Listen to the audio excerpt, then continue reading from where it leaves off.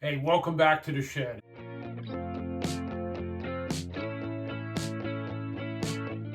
I've been really looking forward to this episode because we're going to start working on my Marin Hawk Hill frame and building a mullet out of it. Now, you probably saw the last video where I talked about the frame and the shock and all that. And this is not just direct part from one bike, parts to the other bike. We have to do a little bit of geometry, a little bit of math. And we're going to get to that on the whiteboard. But let me show you the key parts that are going on here. Okay, so the Polygon Cascade 4 that I've been riding, I really like the way the bike handles and all. It has a 130 millimeter aileron fork on it. It's a 26 by 27.5 mullet. And then right over here is my new frame that I just bought off eBay. I paid $350 for it with shipping. And it's a Marin Hawk Hill, and it's a 2017 version. And the shock on it is a Suntour Duralux that I got for a really good price from Suntour as a new old stock shock. But now, there's some things we need to talk about. So the first thing we need to do is, we're going to measure the head tube angle. So if you notice, the floor is level, which you need to have as a reference. And I'm going to use my little inclinometer here. So right now, we got a 65-degree effective head tube angle. All right, before we go any further with the geometry and all, let's weigh this real quick. Because I just want to be able to know how much weight I gained or lost. I know this is not a particularly light bike. Oh, it's not terrible. It's better than I thought it was. 30.16 and the strap is 0.11, so it's 0.5. 30.05. That's actually not terrible. All right, so let's look at some of these numbers. We're going to keep that in mind before we get the other bike together. The effective head tube angle is 65 degrees. I didn't measure bottom bracket drop this time, but I know it was only 15 millimeter. So, how did a bike that originally had a 69-degree head tube angle now have 65 degree? Right? It's a big difference, right? But the frame originally had a 100 millimeter travel fork. Now it's a 130. So that's 30 millimeter we gained. The adapter, I don't know if you can see this down here. This adapter said we could put a tapered steering tube on the bike. Added 15 millimeters. And the rear wheel being 26 instead of 27.5 was a 23 millimeter difference, right? So we dropped the back of the bike 23 millimeter and raised the front 45 millimeter. So I wanted to take this one moment to show you something that actually changes the physical head tube angle. Now these parts, this is called the Slacker kit from Works Components. And this is the brand I normally use. If you notice, this is the top head tube bearing. You can see it's offset from center, so it's tilting the steerer tube back. And then this one's a little harder to see, but if you look, you can see one side of the bearing cup is higher than the other. And that gives it its angle on the bottom of the head tube.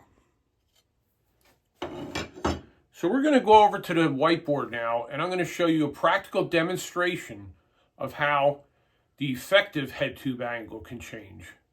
So you probably heard me talking about head tube angle and effective head tube angle, and I wanted to do some kind of demonstration so it's clear what I'm talking about. Because really, head tube angle is part of the frame. How does that actually change? Well, let's make believe this is your head tube angle, okay? 90 degrees, no such thing, I know, but there's your wheels, there's your angle, right? So now what we said with the Polygon, the rear wheel was 23 millimeters lower. So let's lower this a little. That's like with a smaller rear wheel, okay? You can see right away the angle's changing. With the fork was 30 millimeters and the tapered head tube adapter was another 15. So let's raise that. Let's say we're raising that 45 millimeters. So look what happens. Now your head tube angle is this. So it didn't change on the frame, but this is what the bike sees. This is what the ground sees. So I just wanted to try to make that a little bit clearer what I'm talking about, effective head tube angle. So now we're going to move on to the Marin. Now the Marin was not designed to be a mullet. It was a 27.5 straight up bike with 120 millimeter travel in the front, 120 millimeter in the back. Okay, and it has 67.5 head tube angle, and it originally had a 190 by 50 millimeter shock.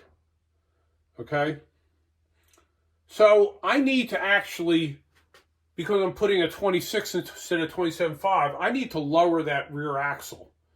Basically raise the back of the bike to keep the geometry in the ballpark. So how do I know how much longer shock I would need? So the rear suspension is not a 1-to-1 ratio.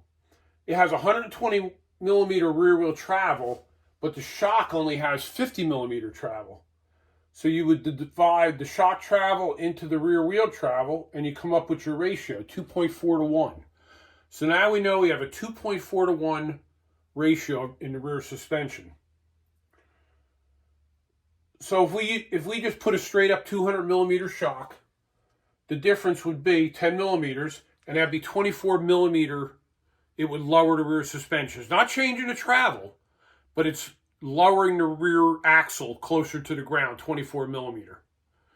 So I don't 100% know how much I want to go. If we look over here with a 10 millimeter fork and a 23 millimeter drop of the rear wheel, we have a 33 millimeter difference. I don't think I want to take all of that out because I want to be close to the polygon's geometry, right? So it's 67.5. I would like to be about 66. So I have a few little things we're going to do with the shock to try to get to that 66 degree. Let's go back over by the bike. All right, so the first thing I did to get the geometry back closer to stock was I used a 200 millimeter shock instead of the 190. So like we saw on the board, that's 10 millimeter, 24 millimeter difference at the rear wheel. But I have this bushing. You'll see the hole is offset. So it's offset 2 millimeters. Because I think what I'm going to need is an 8 millimeter difference in shock. So I'm going to put this in the lower bearing there. So to make the shock effectively 198 millimeter long. So that'll change it by about half a degree. I have this bearing for the top I'm also going to use. This won't change the geometry none, but it's an actual needle bearing. It's not a bushing. I'm going to put that in the top mount. Because this type of suspension actually has a lot of rotating going on in this bushing. Down here, it's not really pivoting much. There's no rotation really. But up here, as this arm goes through its travel, it's rotating quite a bit up there. So I like to use the bearing instead of the bushing.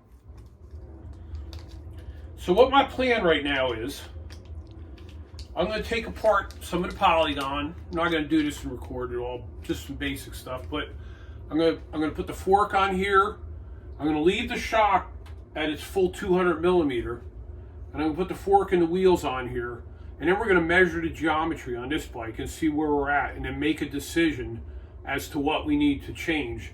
I could also get another one of these offset bushings for the top if I need more.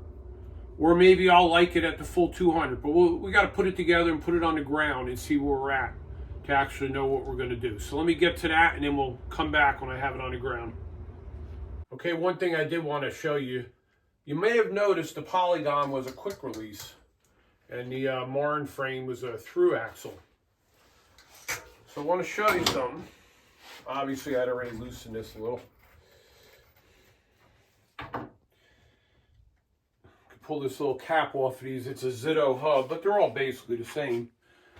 And I can just change the little cap. Makes it a through axle.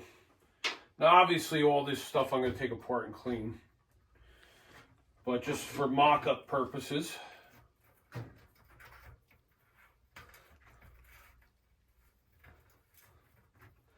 The other side's the same. It's another one of these caps. And it'll be all set for a 142 through axle. All right, so we got the bike sitting on the ground. It's just kind of mocked up. You know, I got to clean up the old parts and all before I really assemble it. But, so this is with the full 200 millimeter rear shock. So right now, we're sitting at about 67. So I think what I'm gonna do is I'm gonna put the offset bushing in. That'll put it at 66.5. And I think that's a good effective head tube angle to start out with. And then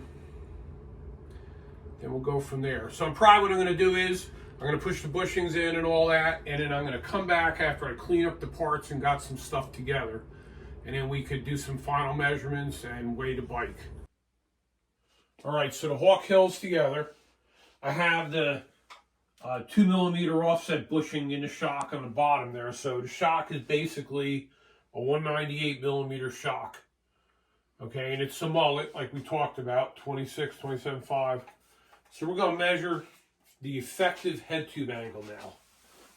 So it's about 66 degree. Yeah, 66 degrees. So that's a good place. That's kind of where I was looking for it to be. So I guess the next thing is we're going to weigh it, right? We got to see how much this thing weighs. So let me weigh it.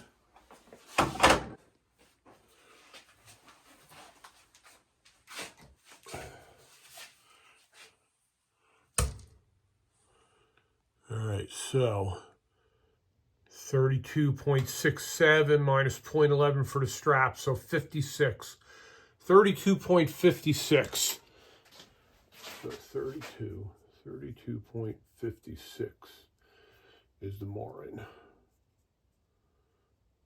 And it's 66 degree effective head tube angle. Okay. All right, so we're in the ballpark of the geometry and all. The weight's, it's 2 pounds heavier, but it's full suspension. I mean, that's not surprising. So the next thing is going to be to take it for a ride. Now, it's the middle of the winter.